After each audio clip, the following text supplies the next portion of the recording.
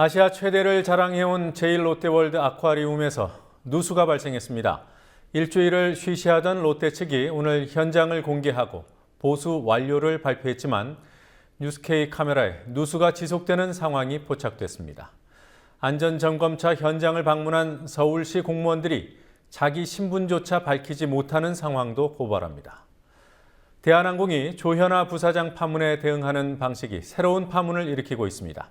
일부 직원들 휴대전화 검열에 나섰다는 주장이 곳곳에서 나오고 있고 조현아 부사장의 보직 사퇴도 꼼수라는 지적이 나옵니다. 십상시 파문 와중에 여야가 빅딜을 시도하기로 했습니다. 빅딜 대상은 사자방 국정조사와 공무원 연금 개편입니다. 여야 셈법을 따져보니 가능성이 적지 않았습니다. 오늘 뉴스옥에서는 TV조선이 방통위 평가에서 종편 1위에 등극한 진짜 이유를 풍자해 보여드립니다. 12월 9일 화요일 뉴스K 잠시 후에 시작하겠습니다.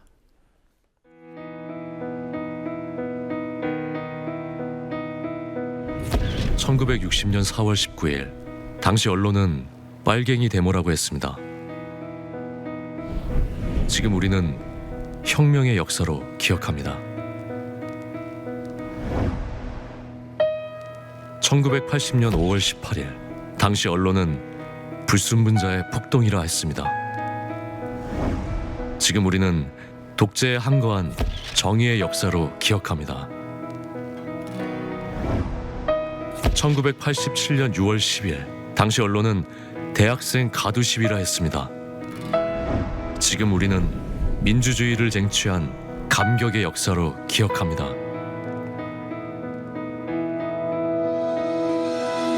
백 없고 돈 없는 노동자, 서민, 학생들이 스스로 타올라 역사를 만들었습니다. 현실은 다시 타오를 것을 요구하고 있습니다. 아니, 이미 타오르고 있습니다.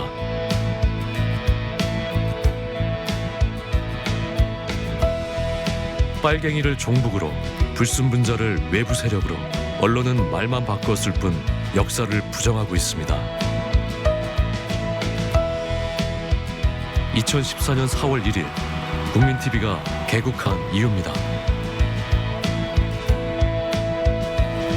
국민TV는 역사를 역사로 기록하겠습니다.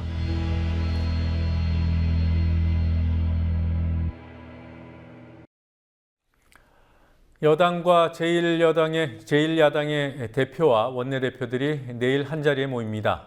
주요 의제는 이른바 빅딜입니다. 빅딜. 사자방 국정조사와 공무원연금 개편을 맞바꾸는 게 가능할지 의문이 제기되지만 새누리당과 새정치민주연합이 처해 있는 상황을 따져보면 가능성이 적지 않습니다. 특히 새누리당은 십상시에 쏠린 관심을 사자방 쪽으로 분산시키는 동시에 친이계의 십상시 비판 가세를 견제하는 효과도 노리는 것으로 보입니다. 정치권 취재하고 있는 PD 연결해서 알아보겠습니다. 권현주 PD. 네, 권현주입니다. 네, 오늘 여야 주류의 회동은 현안이 무척 많은 가운데 열렸습니다. 어떤 현안에 비중이 실렸습니까? 이른바 빅딜 얘기가 부상한 상황에서 열린 주례회동이었지만 내일 양당 대표와 원내대표가 만나는 2+2 회동으로 논의를 미뤘습니다. 오늘 주례회동에서는 서로 입장을 타진해보는 수준의 의견 교환만 있었던 것으로 보입니다. 앞서 여야 원내대표는 오전 회의에서 공무원 연금 개편과 사자방 국조의 연내 처리를 강조해 여야 간 빅딜이 임박한 것이 아니냐는 추측이 나왔습니다. 특히 올 연말까지 사자방 국정조사에 대한 결론이 나와야 한다 하는 말씀을 다시 한번 강조드립니다. 이 숙제를 남겨놓고 올해를 넘길 수는 없습니다. 새누리당은 사자방 국정조사가 정략의 대상이 아님을 분명히 인식해야 할 것입니다. 이제 공무원연금 개혁 문제, 사자방, 이른바 사자방, 그리고 정치개혁 특위 이런 문제들을 놓고 집중적으로 논의를 해서 희망컨대는 짧은 시간 내에 해법이 좀 나와줬으면 그런 생각을 가지고 오늘 정계가 끝나면 즉시 이 문제에 대해서 합의가 도출될 수 있도록 최선을 다하겠다는 것을 보고를 드리겠습니다. 비선 실세의 국정개입 논란, 이른바 십상시 파문 역시 별 얘기가 없었던 것으로 보입니다. 여야가 공식 발표한 합의사항은 오늘 29일 본회의를 연다는 것과 내일 2+2 회동을 갖기로 했다는 것 두 가지였습니다. 네, 여야가 내일 본격적으로 조율을 한다는 빅딜, 그 성사 가능성에 대해서 좀 알아보죠. 뭐 줄곧 거래는 없다고 해왔던 민주연합 입장에서 빅딜이 가능하겠습니까? 네, 일단 거래는 없다는 입장은 내일 2+2 회동에 합의한 만큼 공식 폐기된 것으로 봐야 합니다. 정기국회가 끝난 뒤에 논의하기로 여야가 이미 합의한 사자방 국정조사는 아무 문제가 없습니다. 다만 이 사안을 공무원 연금과 연계시키는 부담이 민주연합에 있지만 새누리당에서 공무원 사회와 야당이 요구해온 사회적 합의기구 구성 가능성을 내비치고 있기 때문에 부담이 줄었습니다. 실제로 민주연합은 십상시 변수로 협상력을 확보했기 때문에 사회적 합의기구와 사자방 국정조사를 모두 얻어낼 수 있다고 자신하는 분위기입니다. 하지만 시기적으로 내년 2월 전당대회가 예정된 상황에서 협상을 길게 끌고 갈 수 없다는 제약이 있습니다. 새누리당도 이런 사정을 누구보다 잘 알고 있을 텐데요. 정말 사회적 합의기구를 내줄 수 있다는 입장입니까? 연말 정국이 십상시 논란에 휩쓸리면서 새누리당은 공무원 연금 문제를 논의할 사회적 합의기구 수용 의사를 밝혔습니다. 다만 사회적 합의 후 국회 논의가 아니라 합의기구 가동과 여야 논의를 동시에 진행하자는 입장입니다. 새누리당 김재원 원내수석 부대표는 어제 국회의원으로 구성된 특별위원회나 태스크포스팀을 개정안을 결정하고 동시에 노조, 정부, 국회 등 다양한 이해관계자들이 참여하는 논의기구를 별도로 구성해 의견을 수렴하는 투트랙 방식을 고려하고 있다고 말했습니다. 이 정도 카드로 민주연합을 협상 테이블로 불러내 사자방 국정조사 논의를 본격화하게 되면 십상시 쪽에 쏠린 관심이 분산될 수 있다는 기대를 여당은 하고 있습니다. 이와 별도로 새누리당 지도부는 십상시 논란 와중에 여당 내 친이계를 중심으로 대통령에 대한 비판이 나오는 것을 사자방 국정조사로 차단할 수 있다는 계산도 하고 있는 것으로 보입니다. 이처럼 여야의 이해가 겹치는 부분이 있어서 내일 2+2 회동에서 큰 틀의 합의가 나올 것이라는 전망도 있습니다. 그 부분은 이미 상당히 여야 간에 많은 그 논의가 있었기 때문에 내일 2+2 회동에서 여러 가지 정리가 되지 않을까 생각합니다. 대통령 측근과 친인척 비리를 감찰하는 특별감찰관 문제는 지금 어떻게 되고 있는 겁니까? 진척이 좀 있습니까? 여야는 장기간 진전이 없던 특별감찰관 후보자 선정 논의를 시작했지만 또다시 의견을 좁히지 못하고 결정을 미뤘습니다. 특별감찰관 제도는 지난 2월 법이 통과됐지만 3명의 후보자 추천 과정에 여야 이견으로 진전이 없다가 최근 십상시 논란이 불거지면서 재논의되기 시작했습니다. 특별감찰관은 대통령의 배우자나 사촌 이내의 친족, 대통령 비서실의 수석 비서관 이상의 공무원의 비위 행위를 감사원 수준으로 조사할 수 있지만 일반 검찰과는 달리 수사 기소권이 없다는 한계도 있습니다. 야당은 특별감찰관제의 취지를 살리려면 야당 추천 인사를 대통령이 임명해야 한다고 주장하고 여당은 좋은 취지라면서도 정략적 이용은 경계해야 한다고 맞섰습니다. 또 야당은 특별감찰관의 감찰 대상을 당초 청와대 수석비서관 이상에서 비서관급으로 확대하는 방안을 추진하고 있습니다. 야당 주장대로 할 경우 문고리 3인방으로 알려진 이재만, 정호성, 안봉근 비서관도 감찰 대상에 포함됩니다. 지금까지 국민TV 뉴스 권현지입니다. 여야 국회의원과 시민단체들이 모여서 개헌 추진연대를 공식 출범시켰습니다. 개헌 추진 국회의원 모임을 함께 해온 현역 의원 150여 명이 이 조직에 참여할 것으로 보입니다. 오늘 출범식에서 여당 비주류인 이재호 의원은 여당 지도부를 향해 봉건 왕조 때 신하만도 못하다고 독설을 던졌습니다. 야당 원내대표 입에서는 자신이 권력의 앞잡이였다는 말도 나왔습니다. 모두 개헌의 필요성을 강조하는 말이었습니다. 잠시 들어보시겠습니다.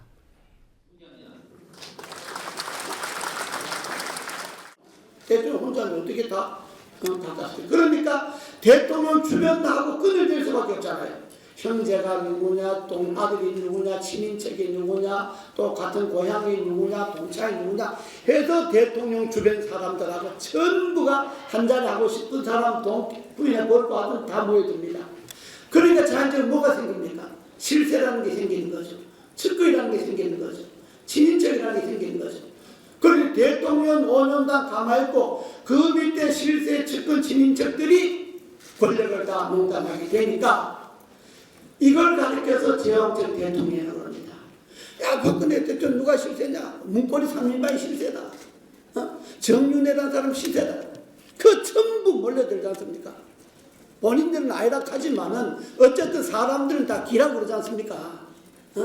박근혜 대통령 그게 뭐 찌라시다 그러고 뭐 소용없다 그러지만은 아니 찌라시 같은 거 말도 찌라시란 말이 일본 말이지만은 찌라시 같은 거 헛소문 모아놓는데 그 수사를 왜 합니까? 놔두면 되는 거지. 뭐가 있으니까 저 난리 친 것 아닙니까? 이게 대통령제가 갖고 있는 폐해입니다. 그러니 나라가 제대로 되겠습니까? 지금은 장관이고 국회의원이고 무슨 당의 간부고 대통령 앞에만 가면 딱 가만히 있고 기껏 한다는 소리 각하 박수 칩시다 하는 소리만 하고 이 나라가 되겠어요? 어떻게 나라가 되겠냐고야. 조선 봉건 왕족 때 신함반도 못하잖아요. 갈등이 많은 나라는 다수결로 해서 통합을 갈등을 치유하는 게 불가능하다 하는 게 많은 연구 학자들에 의해서 발표가 됐습니다. 그리고 저의 소박한 경험을 말씀드리자면 저도 굉장히 합리적으로 정치를 하려고 무진장의 노력을 했습니다. 싸우지 않으려고. 이 구조에서는 불가능합니다. 저도 여당을 짧게 4년 했습니다. 여당 하면은 권력의 앞잡이를 안 할 수가 없더라고. 지 생존이 걸린 문제입니다. 국회를 되먹으려면 그 앞에 어떤 인간이 저항을 하겠습니까? 몇 안 됩니다. 그저 순응해야 됩니다.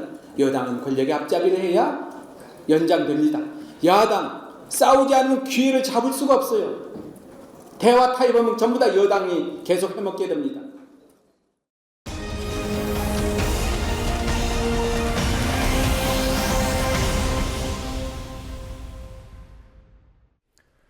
십상시 파문에서 여권이 위기감을 느끼는 이유 중 하나는 언론이 너나 할 것 없이 비판적인 논조를 보이고 있기 때문입니다.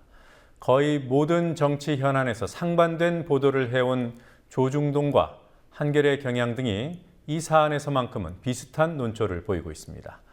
언론학계와 언론단체에서는 참여정부 말기, 기자실 폐쇄 논란 때 말고는 이런 일이 거의 없었다면서 그만큼 정권을 두둔할 여지가 없는 사안으로 평가합니다.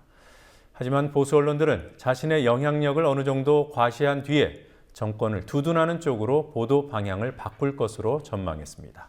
윤이나 PD가 보도합니다. 어제 청와대에서 열린 대통령 오찬에 새누리당 의원 60여 명이 참석했습니다. 1시간 50분 동안 밥 먹고 박수치고 기념사진 찍고 각하라는 시대착오적 호칭까지 써가며 충성을 맹세했습니다. 박근혜 대통령과 여당 지도부의 청와대 오찬 회동을 매섭게 비판한 매체는 조선일보 종편 TV조선이었습니다. TV조선은 새누리당 이완구 원내대표의 각하 발언 등을 시대착오적 충성 맹세의 근거로 제시했습니다. 대한민국 참 어려운 나라 힘들게 이끌어오시는 우리 대통령 각하께 의원 여러분 먼저 박수 한번 좀 보내주시죠. 조선일보 역시 연일 대통령과 여당을 향해 비판적인 사설을 내놓고 있습니다. 대통령의 인식이 문제다. 여당, 이러니 청와대 하도급 업체라는 말 듣는 것. 어제자 조선일보 사설 제목입니다. 오늘도 대통령 곁에 사람이 없다는 말이 나올 정도라는 사설을 통해 대통령이 찌라시라고 일컬은 문건이 대통령 주변 인사 간 암투의 결과물이라고 지적했습니다. 최초 제보자로 지목된 박동열 전 대전국세청장이 십상시와 무관하게 들은 풍문을 전했다는 검찰발 기사들이 난무하는 중에도 조선일보는 제보자가 정확한 출처를 못 댔다는 점을 강조했습니다. 중앙일보와 동아일보도 여권의 압박이 될 만한 보도가 심심치 않게 지면에 실리고 있습니다. 동아일보의 경우 어제 사설에서 문고리 3인방의 퇴진을 요구한 데 이어 오늘도 개관 논설 위원 칼럼을 통해 실세 논란에 부정만이 능사는 아니라고 충고했습니다. 중앙일보는 오늘 김종 문체부 차관의 또 다른 전행 의혹을 보도했습니다. 이런 보도 내용만 놓고 봐서는 한겨레와 경향신문과 구별하기 힘듭니다. 이에 대해 언론 전문가들은 보수 언론의 자기세 과시 측면을 간과할 수 없다고 지적합니다. 도외시할 수 없는 사건의 전개가 있다고 판단한다면 비판의 대열에 나서야 언론으로서 최소한의 신뢰도를 유지할 수 있다고 보는 거고, 그렇게 나서면은 이제는 여론을 좌우할 수 있거나 이 상황을 정리할 수 있는 힘을 갖고 있다는 걸 보여줄 필요가 있는 거죠. 지금 조선일보는 일종의 세과시를 위해서 자신들이 다른 언론이 할 수 없는 그 정보원과 그리고 비판의 자세들을 일부러 취하고 있다고 생각을 해요. 이런 측면을 고려하더라도 이른바 보수 진보 언론이 한 목소리로 정권을 비판하는 일은 흔치 않습니다. 기자실 폐쇄 같은 것에 대해서 이제 모든 언론들이 대부분이 다 똑같이 이제 지적을 했었는데, 저는 그 사안이 보수 진보의 그 구별로 이야기할 수 있는 사안은 아니지 않나, 이런 생각이 듭니다. 이렇게 보수 진보를 떠나서 마치 하이에나처럼 달려들어서 이렇게 보도를 하는 경우, 특히 그것이 이제 조중동과 종편이 이렇게 달려들어서 캐내려고 노력하는 보도는 사실 처음이었던 것 같습니다. 이는 십상시 파문이 조중동으로 불리는 보수 기득권 언론조차 대통령과 청와대를 두둔하기 어려운 사안이라는 점, 정권에는 위기라는 점을 보여줍니다. 하지만 어느 정도 비판의 시기가 거치고 나면 현재 진행되는 검찰 수사를 받아쓰는 방식으로 정권의 우호적인 보도 행태를 보여줄 가능성이 크다는데 전문가들의 인식이 일치합니다. 보수 권력들을 무너뜨린 정도까지 가지는 않을 거라고 봐요. 그들이 볼 때는 결국은 비판을 하는 자신의 모습을 구축하고, 그리고 그 비판 속에서 오히려 대중 여론을 유도할 수 있는 힘을 갖고 이 사안을 정리해내는 방식을 가고, 그래서 권력의 심장부는 사실 관련이 없고 근거가 없는 소리였다, 또는 어찌됐든 견제해야 되는 것이 청와대 권력이다라는 식으로 정리를 하고 대통령이 잘하기 바란다, 이런 식의 뭐 축복의 말을 하면서 조중동이 끝내지 않을까, 이번 사안에 대해서 그렇게 생각을 합니다. 국민TV 뉴스 윤인아입니다. 십상시 보고서 작성자인 박관천 경정에게 해당 내용을 제보한 박동열 전 대전국세청장이 이번 사건에서 중요한 인물로 주목받고 있습니다. 어제 검찰 조사에서 그가 했다는 진술이 오늘 여러 언론에 보도됐습니다.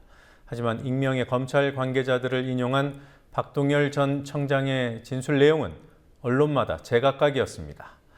박동열 전 청장은 과연 누구로부터 듣거나 확인한 내용을 박관천 경정에게 제보했을까?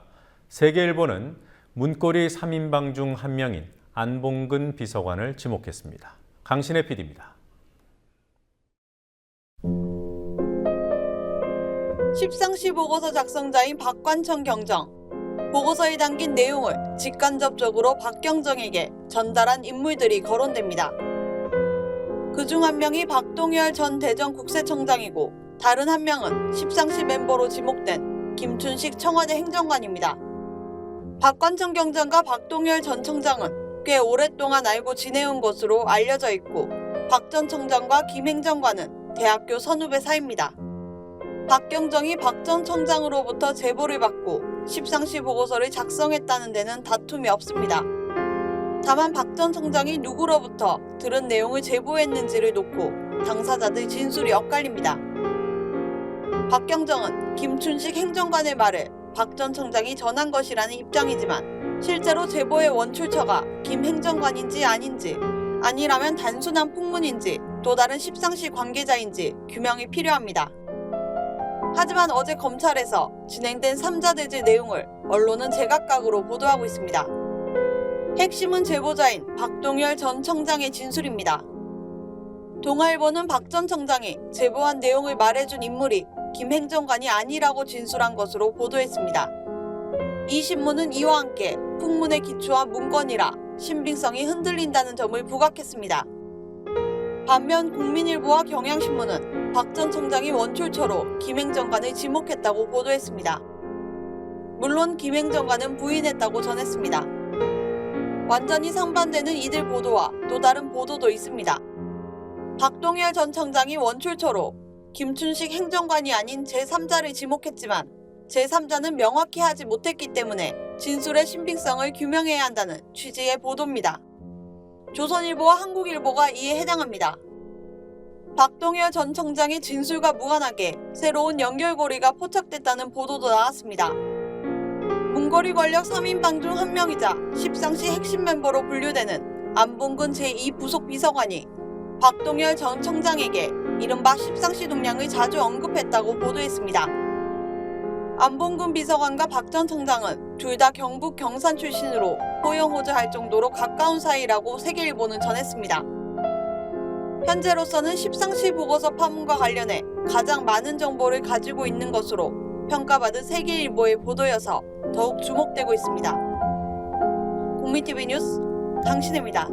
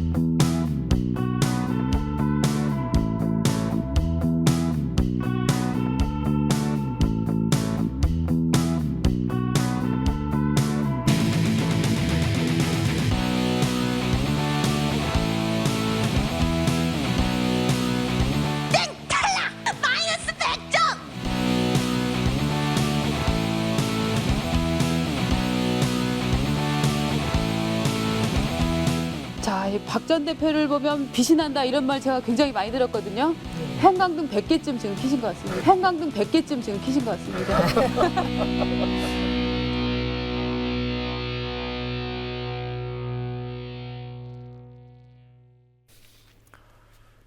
지난 10월에 개장한 제2롯데월드 아쿠아리움. 여기에서 누수가 발생한 사실이 뒤늦게 세상에 알려졌습니다. 롯데 측은 언론 보도가 나오자 현장을 공개하고 보수가 완료됐다고 발표했지만 이후에도 누수가 진행되고 있다는 사실을 뉴스K 취재진이 확인했습니다. 뉴스K 취재진으로부터 누수 지속에 대한 확인을 요구받은 롯데 측은 기자들이 몰려들자 현장 접근을 아예 차단해버렸습니다. 이때는 서울시와 송파 소방서까지 안전점검을 마치고 돌아간 뒤였습니다. 김현주 PD가 현장 취재했습니다. 서울 송파구에 위치한 제2롯데월드 아쿠아리움의 메인 수조에서 누수가 발생한 것은 지난 3일. 수조 아크릴과 벽체 사이의 실리콘 이음새 부분에 생긴 너비 2mm, 길이 7cm의 틈으로 물이 새나왔습니다. 롯데 측에서는 이 사실을 시시해왔지만 누수가 발생한 지 7일 만인 오늘 YTN 보도로 세상에 알려졌습니다. 여론의 관심이 커지자 롯데 측에서는 누수 현장을 언론에 공개하며 언론사 인터뷰 등을 통해 현재 보수가 완료됐다고 밝혔습니다. 최종 점검을 하러 왔던 송파 소방서 측도 위험한 상황이 아니라며 오후 12시 45분쯤 돌아갔고 현장 점검을 나왔던 서울시 관계자도 송파 소방서가 떠난 무렵 현장을 떠났습니다. 서울시 관계자는 자신이 담당 공무원이라는 사실도 숨긴 채 서둘러 자리를 떴습니다. 서울시에서 오신 거예요? 서울시에서 오신 거예요?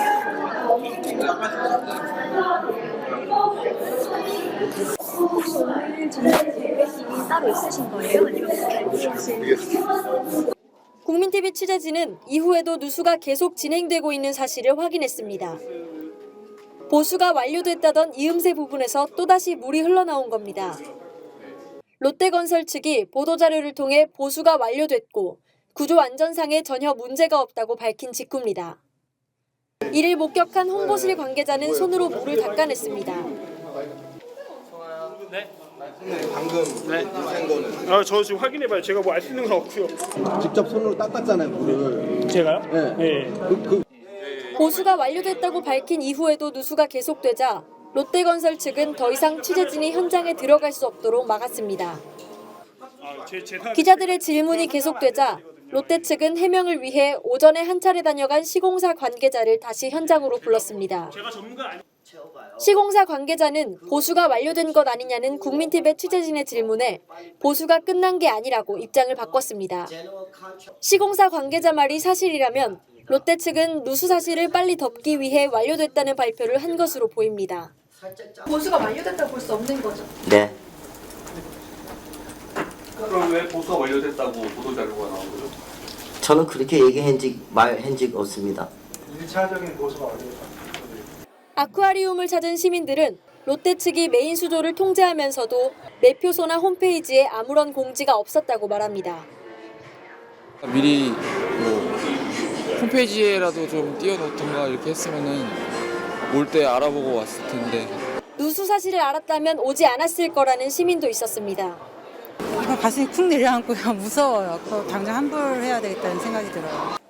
국민안전처는 내일 국토교통부, 서울시 등과 함께 제2롯데월드 아쿠아리움에 대한 정부 합동 안전점검을 실시할 예정입니다. 최고 최대를 자랑하는 제2롯데월드. 안전도 최고인지 곳곳에서 의문이 제기되고 있습니다. 국민TV 뉴스 김현주입니다. 대한항공 조현아 부사장, 땅콩 부사장 논란을 일으킨 책임을 지고 사의를 표명했지만 사실상 꼼수였다는 지적이 나옵니다.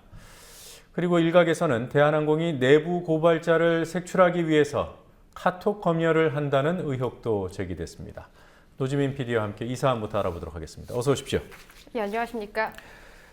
네, 그 조현아 부사장 대한항공 문제 얘기하기 전에 조금 전에 확인된 내용인가 봐요. 예. 그 민주노총 직선제 개표 상황이 들어왔습니까?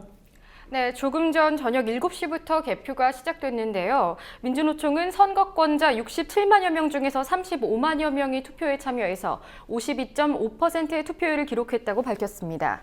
후보자 중 과반 득표자가 없을 경우에는 결선 투표를 시행해야 합니다. 후보자별 득표율은 내일 오전쯤에 윤곽이 드러날 것으로 추정됩니다. 네, 투표율 50%가 넘었으니까 일단 개표 요건은 맞춘 겁니다. 네, 재투표는 할 이유가 없고요. 그러나 과반 득표자가 없으면은 네, 1, 2위 후보자들을 대상으로 결선 투표를 해야 되는 거군요. 자, 땅콩 회양 파문을 일으킨 조현아 대한항공 부사장 오늘 사의를 표명했는데 사표를 냈지만 사퇴를 했지만 부사장직은 그대로다. 이거 무슨 얘기예요?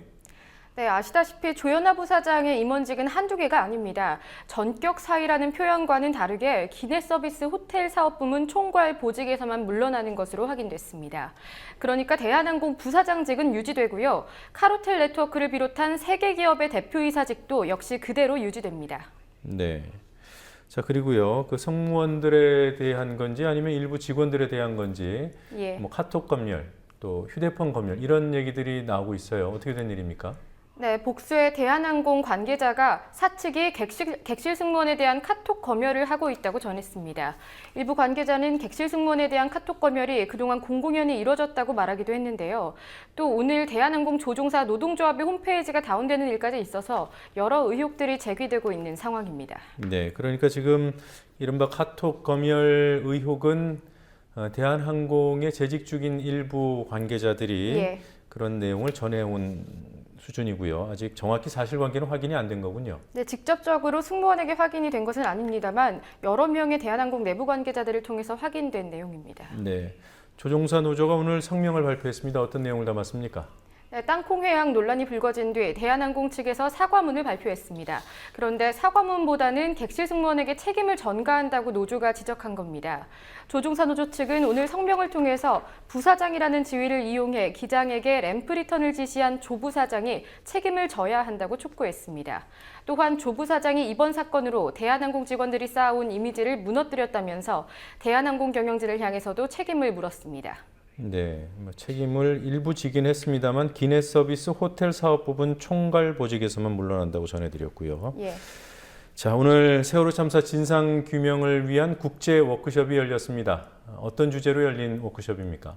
네, 미국 9.11 테러 그리고 일본 후쿠시마 원전 사고의 진상조사 과정을 토대로 세월호 진상조사위원회의 방향을 고민하는 자리였습니다.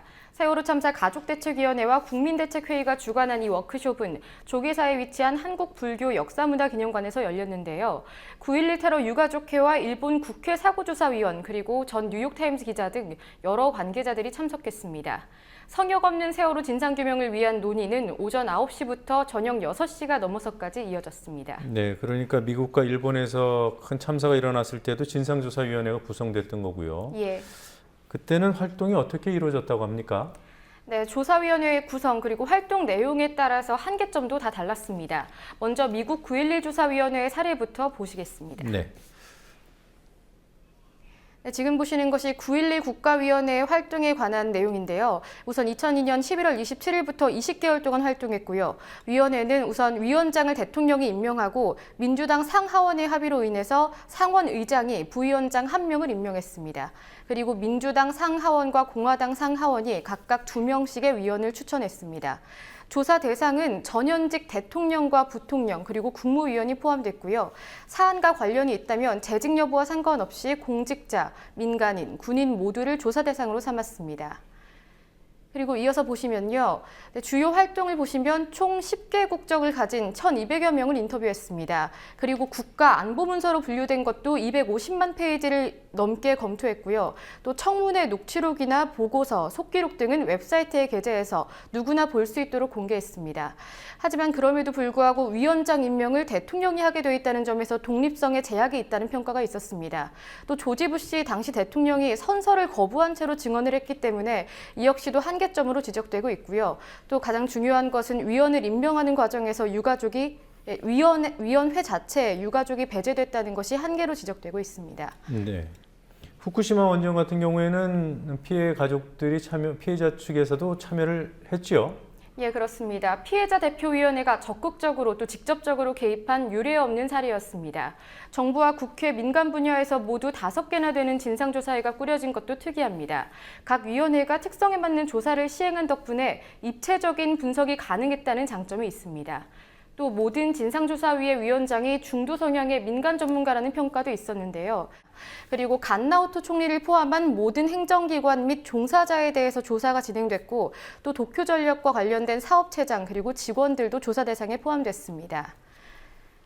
그리고 정부, 국회, 민간위원회가 각각 청문을 진행했고요. 정부와 국회 같은 경우에는 발전소 시찰 및 주민 공청회도 진행했습니다. 그리고 자료 청구가 2,000건 이상 진행됐고요. 또 국회조사위가 진행한 회의 같은 경우에는 19번의 회의 모두 기록과 회의록이 모두 공개됐고 또 SNS를 통해서 시민과의 정보 공유와 소통이 활발하게 이루어졌다는 점이 장점으로 분석되고 있습니다. 하지만 갓나오토 총리 역시 부시 전 대통령처럼 증인 선서를 하지 않고 게다가 비공개로 진술을 했다는 한계점이 있고요. 또 정부조사위원회의 경우에는 다른 조사위와 달리 청취 내용이나 정보 공개를 제대로 하지 않았다는 비판이 제기됐습니다.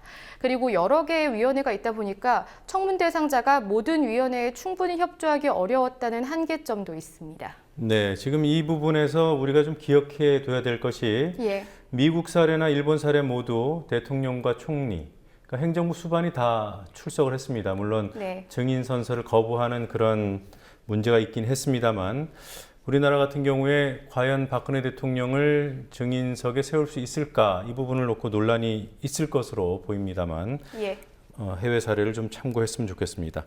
세월호 참사 특위 구성은 어떻게 돼가고 있습니까? 네, 지난 6일 희생자 가족 대표회의에 특별조사위원 투표가 있었습니다. 투표권자인 282명의 피해자 가족들 중에서 243명이 참여했고요. 투표 결과 이석태 전 민변회장, 이호중 서강대 법학전문대학원 교수, 장완익 법무법인 해마루 변호사가 가족 추천위원으로 선출됐습니다.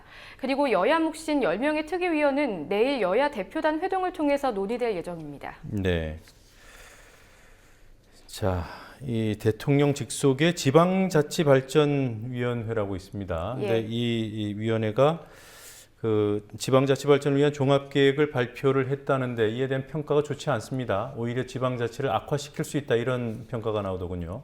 네, 그렇습니다. 지방자치발전위원회는 어제 지방자치 발전을 위한 종합계획을 국회에 보고했습니다. 그런데 이를 두고 경실련이 이 계획의 방향대로라면 오히려 자치구 폐지로 이어질 거라고 우려를 제기한 겁니다. 경실련은 오늘 성명을 발표했는데요. 이를 통해서 특별광역시와 자치구 폐지는 관료적인 획일주의에 따른 반분권적 발상이라고 규정했고요. 또 중앙정부의 입맛대로 기초단체를 움직이려는 의도가 들어갔다고 평가했습니다. 그리고 지역 주민의 삶과 관련된 사안인데 자치적인 결정이 배제됐다면서 지발위의 회의록 그리고 의결사항 등에 대한 정보 공개 청구도 실시했습니다. 네. 자, 어떤 방안들이 제시됐고 그 부분에 대한 비판이 나오는 겁니까? 구체적으로 좀 보죠. 네, 어떤 사안들이 있는지 직접 보면서 설명드리도록 하겠습니다. 논란이 되고 있는 부분들을 보시겠습니다. 우선 현재 직선제로 되어 있는 교육감의 선출 방식을 임명제로 개선한다는 내용이 담겨져 있고요. 또 의장, 부의장, 기재부 장관, 시도지사 등이 참여하는 중앙, 지방협의체를 설치하고 운영한다는 내용이 있습니다. 그러니까 중앙에 있는, 그러니까 정부의 입김이 들어갈 수 있는 구조로 바뀔 수 있다는 지적입니다. 그리고 앞서 경실련이 비판한 대로 특별시와 광역시의 구군 단위 기초의회를 폐지한다는 방안도 있고요. 또 특별시와 광역시 산하에 있는 구청장이 그동안에는 과세를 할 수 있었는데 이 권한도 폐지한다는 내용이 담겨 있습니다. 그리고 마지막으로 기초장체 장의원 선거의 정당 공천제도 폐지하는 것을 논의한다고 제안했습니다. 네, 뭐 첫 항목으로 봤던 교육감 직선제 부분도 개선할 수 있다는 얘기를 보니까 지금 서울의 기초의회들에서 교육감 직선제 폐지 움직임이 나오고 있지 않습니까? 지금 아래 위에서 압박을 하는 형국이군요. 자, 서울시민인권헌장과 관련된 후폭풍이 만만치 않습니다. 오늘 청소년 단체들도 서울시를 비판하는 입장을 밝힌 것 같아요. 네, 그렇습니다. 청소년 인권행동 아수나로 10대 섹슈얼리티 인권 등 6개 단체가 서울시민인권헌장 제정을 촉구했습니다. 청소년들은 성명을 통해서 동성애 혐오, 차별 논리에 청소년을 끌어들이는 것에 강한 불쾌감을 느낀다고 밝혔고요. 또 동성애가 비정상이며 미성숙한 청소년들이 동성애에 세뇌당한다는 전제를 비판하면서 청소년들을 가공하고 싶어하는 노답인 논리라고 주장했습니다. 노답인 논리가 뭡니까? 네, 신조어인데요. 답이 없다라는 그런 뜻을 가지고 있는 말입니다. 네. 자, 그리고 한 가지만 더 알아보도록 하겠습니다. MBC 정상화를 위한 공동대책위라는 조직이 생겼습니다. 어떤 조직입니까? 네, 전국 언론노조, 동아자유언론수호투쟁위원회, 민원련 등 언론단체와 노동시민단체 총 39개 단체가 오늘 공대회 출범식을 열었습니다. 공대회는 부당한 권력에 뺏긴 국민방송 MBC를 되찾기 위해서 장기적인 시민운동으로 맞서겠다는 포부를 전했는데요. 그 방안으로 매주 화요일 전국 20개 MBC 사옥에서 동시다발적인 1인 시위를 벌이고 또 MBC 보도가 외면하고 있는 이슈들에 대한 토론회를 진행한다고 밝혔습니다. 그리고 MBC 뉴스데스크에 광고를 제공하는 기업을 분석하는 등 MBC 정상화를 적극적으로 추진하겠다는 방침입니다. 이에 대해서 MBC 사측은 성명을 냈습니다. 일부 편향된 언론 시민단체의 정치 노름이라고 반박한 건데요. 공대회는 MBC를 국민의 품으로 끌고 간다고 하지만 국민의 품이 아닌 정파의 품으로 끌고 가는 것이라고 비판하기도 했습니다. 네, 오늘 여기까지 보도록 하겠습니다. 수고했습니다.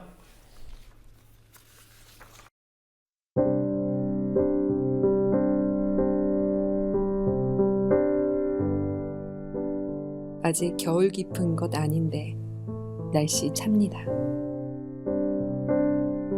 비닐하우스에 들어가 보니 돌덩이처럼 얼어버린 양배추들이 눈에 띕니다.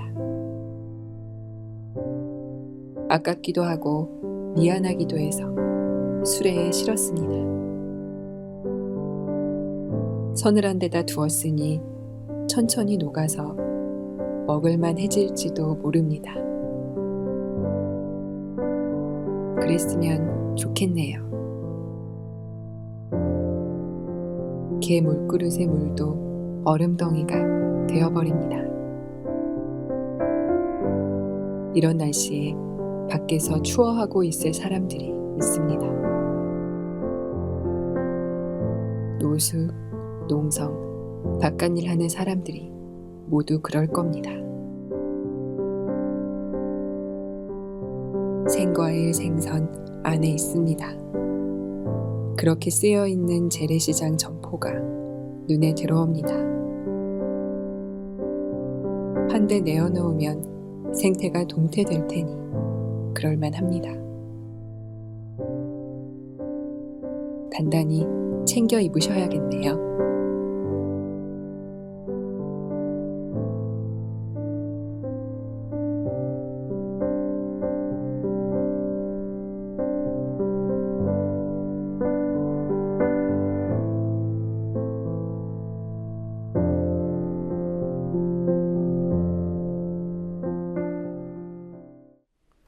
박근혜 대통령의 진돗개 실세 발언과 대통령을 위해 진돗개가 되겠다고 한 정윤혜 씨의 중앙일보 인터뷰를 조합하면 정윤혜 씨는 실세가 됩니다. 어제 뉴스혹에서 풍자한 내용입니다. 대통령의 말과 정윤혜 씨의 말을 한 번 더 조합해 보겠습니다. 정윤혜 씨는 진돗개 발언을 한 바로 그 인터뷰에서 대통령이 당선 후에 나에게 전화 한 번 한 게 전부라고 말했습니다. 하지만 대통령은 지난 7일 새누리당 지도부를 만난 자리에서 정 씨는 오래전에 떠난 사람이고 연락도 끊겼다고 말했습니다. 2년 전을 오래전이라고 본다면 대통령과 정 씨 얘기가 상충하지는 않습니다. 하지만 이 대목에서 주목할 점 하나가 보입니다. 대통령이 중앙일보 1면에 실린 정윤회 단독 인터뷰를 보지 않았거나 혹시 보고조차 받지 못한 것이 아니냐는 의문이 생깁니다. 직접 보거나 보고를 받았지만 혹시 기억을 못하는 것은 아니냐는 의문이 생깁니다. 그렇지 않고서야 바로 며칠 뒤에 이 사건 핵심 인물의 인터뷰 내용과 충돌할 수 있는 발언을 공개적으로 할 리 없기 때문입니다. 뉴스K 마치겠습니다. 내일 뵙겠습니다.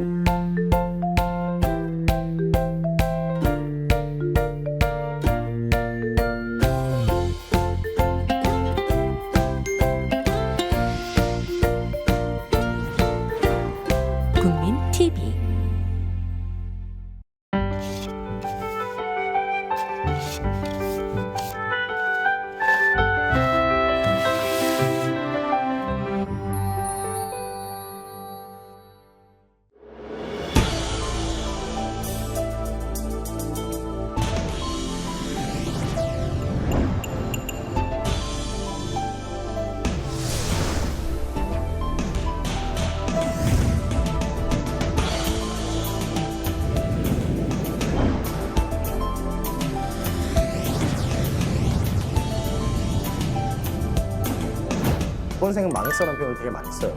어느 누구도 이제는 순수함을 묻지 않아요. 만점짜리 대접은 없습니다. 이제 다 인정하는 거죠. 안녕의 의미는 바뀌었죠.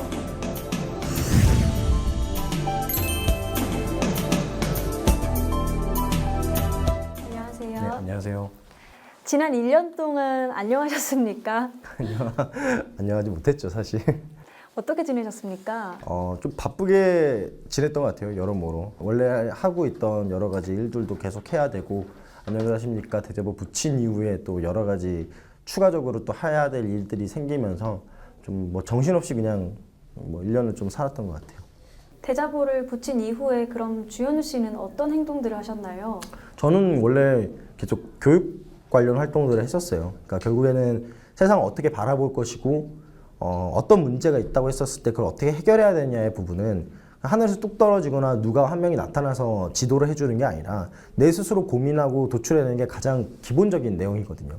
그런 부분들을 사실 일반적인 교육 시스템에서 해줄 수 있다면 좋겠지만 이제 그런 것들을 조금 아주 근본적으로 그런 부분들을 좀 해결하자라는 의미에서 교육 활동을 계속 했었고, 지금도 사실 이제 그런 식으로 이제 여러 가지 공부나 아니면 세미나나 아니면 강연이나 이런 것들을 준비하고 같이 하고 그러고 있습니다. 대자보를 이어갈 수 있는 게 교육 활동이다라고 생각하시는 건가요? 그렇기보다는 대자보를 쓰는 사람을 만들어내는 건 교육이라는 거죠. 그러니까 대자보는 결국에는 사람이 자기 이야기를 하는 거예요. 바꿔 얘기하면 대자보를 쓰기 위해서 할 수 있는 거라기보다는 생각이 있는 사람이라면 대자보를 쓸 수 있다는 거죠. 뒤집어서 얘기를 하는 거예요. 그럼 우리가 어떤 생각을 가져야 하는 거지? 라는 물음으로 돌아갔을 때 교육은 아주 필수적인 부분이 되는 거죠. 지난해 말 안녕들 열풍이 전국을 뜨겁게 달궜습니다. 그 시작이 주현우 씨의 대자보였는데요. 어떤 계기로 대자보를 쓰게 되셨습니까?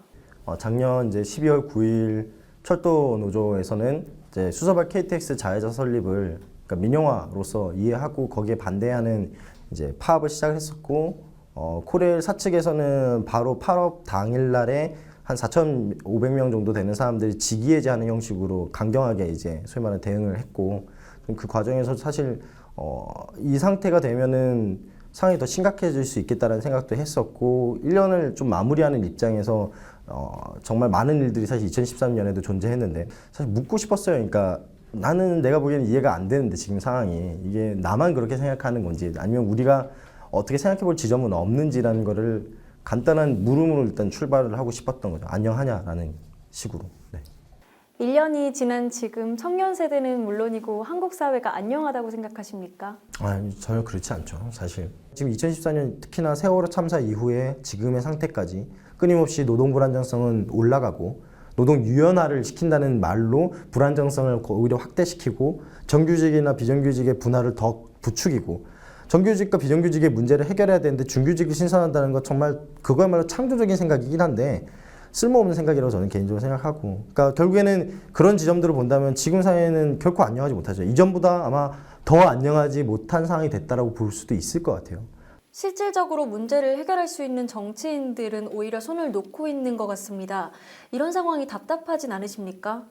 오히려 그 작년에 그런 얘기를 많이 했어요. 이건 오히려 우리가 저 양반들한테 모든 걸 다 맡겨서 생긴 문제다. 저는 사실 이제 크게 나눠보면 지금 상황의 문제 중에 하나는 극심한 대리주의예요. 그러니까 모든 것들을 다 대리한다라는 거죠. 내가 판단하는 게 아니라 판단하는 사람이 유명한 사람이 있고 무언가 하는 전문가들이 나와서 이야기한다면 그게 맞는갑다 하고서 고르는 게 일반적 상황이 됐다라는 거예요. 그렇게 되는 순간 내가 저거를 판단하고 사고하고 비판할 수 있는 힘 자체도 사라져버리죠. 좀 도발적으로 얘기를 하고 싶어요. 정치인들한테 기대할 게 뭐가 있겠느냐라는 걸 얘기할 수 있을 것 같아요. 그 얘기가 또 한편으로는 그러면 이제 제가 나서서 뭔가를 하겠습니다가 된다면 전 그것도 아니라고 얘기를 해요. 그게 아니라 그러니까 슈퍼맨이 필요한 게 아닌 거죠. 그러니까 우리가 원하고 사실 기대하고 있었던 건 정말 대단한 슈퍼맨이 와서 우리를 구제해 주길 기다리는 게 아니라 나 힘든데 너도 힘들고 우리 다 힘들다는 이야기를 할 수 있는 공간이었던 거예요. 거기서 비로소 그러면 여기서 우리가 무엇을 어떻게 할 수 있겠구나라는 이야기를 할 수 있는 거고요. 그러니까 그런 기초적인 물음을 던지고 싶었던 거고 사실 그건 지금도 마찬가지인 것 같아요. 대자보 열풍이 일회성 이벤트로 끝날지 아니면 학생들의 문화로 자리 잡을지에 대한 의견이 분분했습니다. 안녕들 하십니까? 대자보는 현재 어떻게 진화했다고 생각하십니까?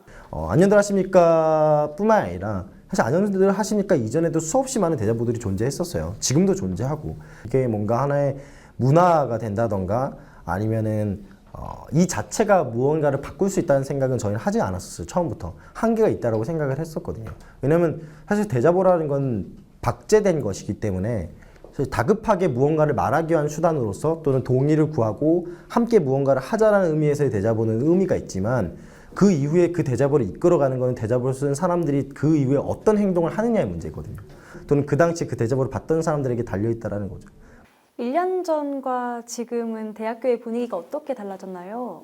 1년 전에 비해서 지금 학교가 나아진 부분도 있고 사실 못 나아간 부분도 같이 있는 것 같아요. 나아진 부분이 있다면 여전히 계속 대자보라는 것을 사람들이 활용하고 있고 나름대로 방식으로 이야기를 한다는 점이고, 나아가지 못한 부분은 이제 그런 것들을 보다 조직적인 방식이라던가 공동체라던가 아니면 또 대안적인 방식을 고민해서 실제로 실천적으로 움직여야 되는데 그런 부분들은 사회적으로 전반적으로 지금 다 안 되는 분위기다 보니 학교에서도 그걸 기대하기가 되게 쉽지가 않은 거죠. 사회 문제에 관심을 가지려고 해도 사실 요즘 대학생들이 너무 바쁜 것 같습니다. 그러니까 요새 이런 표현을 되게 젊은 사람들이 많이 쓰는데 이번 생은 망했어라는 표현을 되게 많이 써요. 근데 자기 입으로 이번 생이 망했다라고 이야기할 만큼 지금 상황이 안 좋다라는 건 안다라는 거죠. 문제는 그걸 극복하는 방식이 그런 풍자주밖에 안 되는 거예요. 개인적으로 이번 세월호 참사 터졌을 때 느꼈던 안타까움 중에 하나가 젊은 친구들 사이에서 이민 가겠다는 얘기를 정말 많이 했었어요. 바꾸겠다는 것 자체를 이미 포기한 거예요, 마음에서. 근데 그렇게 된 거는 그 사람들이 뭐 못나서 아니면 능력이 부족해서가 아니라 그만큼 우리는 그런 식의 시도들을 기본적인 차원에서부터 얘기한 적이 별로 없었다라는 거죠. 거기에 대해서 피로감을 느끼는 사람들이 있겠지만 얘기하는 거죠, 계속. 만약에 너가 이런 문제에 대해서 이렇게 보지 않는다면 아마 사회 문제는 또 다른 방식으로 너에게 또 다른 안녕치 못함을 줄 것이다. 그때는 어떻게 하겠느냐. 아까 행동이 필요하다라고 말씀하셨는데요. 어떻게 하면 대학생들이나 청년들의 행동을 이끌어낼 수 있을까요? 저는 어렵게 생각하지 않아야 된다고 생각해요. 사실 대자보 쓰면서 되게 많은 사람들이 물어봤어요, 저한테. 대자보를 어떻게 써야 되냐고. 제가 답변해드렸던 건 그냥 쓰세요였어요. 그러니까 만점짜리 대자보는 없습니다요. 세상에 만점짜리 대자보는 존재하지 않거든요. 뭔가 예를 들어서 청년들로 하여금 뭐 나와서 뭐 정치를 하라던가 아니면 뭐 투표를 하라던가 이런 식의 발언이 아니라 우리는 이 문제를 이렇게 생각하는데 너희는 어떻게 생각하니라는 제스처가 필요한 시기예요. 그래서 오히려 얘기를 더 많이 끌어내고 그래서 결론적으로 이게 뭐가 문제인 건지가 나왔을 때 비로소 힘이 실려서 무언가를 할 수 있다는 거죠. 이런 과정들을 끊임없이 하다 보면 그 과정 자체가 일종의 젖은 장작을 말려가는 과정일 수 있다는 거죠. 단시간 내에 무언가를 바꿀 수는 없겠지만 어쨌든 장작은 마르고 있거든요. 그런 과정을 장기적으로 바라본다면 지치지 않고 할 수 있을 것 같아요. 안녕들 하십니까? 안녕!